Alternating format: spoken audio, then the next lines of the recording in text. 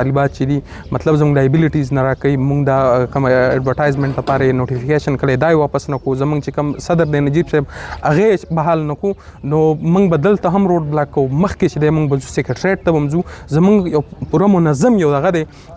یو تحریک دی، نو دا به موږ مخکې بوځو او دا به موږ هلته سیکرټریټ هم بندوو. په پېښور کې به چې دی موږ ښه پوره یو غټ یو ګرینډ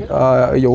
احتجاج وي، غټ پروټیسټ به وي او د هغه به انشاءالله بیا ډېر ښه یو رزلټ راوځي. موږ پر امید یو. موږ دیو ته په دې ویډیو په توسط دا پیغام ورکوو چې تاسو چې څنګه د نورو ضلعو نه لایبیلیټي شته دی په خپل اکاونټ ورته خپلې پیسې میلاویږي، نو موږ هم هغه شان تاسو هغه راکئ. زموږ سره د مهربانۍ مور سلوک نه کیږي،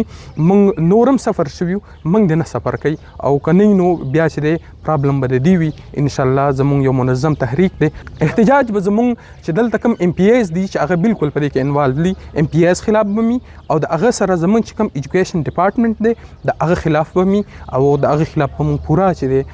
زموږ څه ثبوتونه دي، زموږ سره پوره خبرې دي، نو د هغه خلاف به موږ هغه کوو. زموږ چې کوم ایم پی ایز دي د هغو خلاف به وي او زموږ د ډي یوز چې کوم دی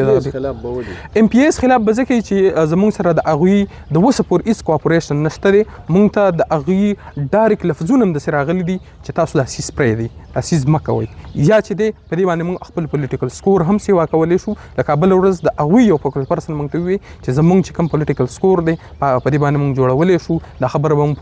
پولیټیسایز کړو او دا به مخکې چې دی موږ له ډېره زیاته فایده راکړي. نو دی به د دې حقیقت نه نه خبر چې د خلکو مایند چې دی دا یو استاد جوړوي او دی چې دی را روان وخت کې به دیو ته ډېرې زیاته مسلې، ځکه چې دا خو یو 15 کال لپاره دي، بیا به انشاءالله د دې دغه حالات نه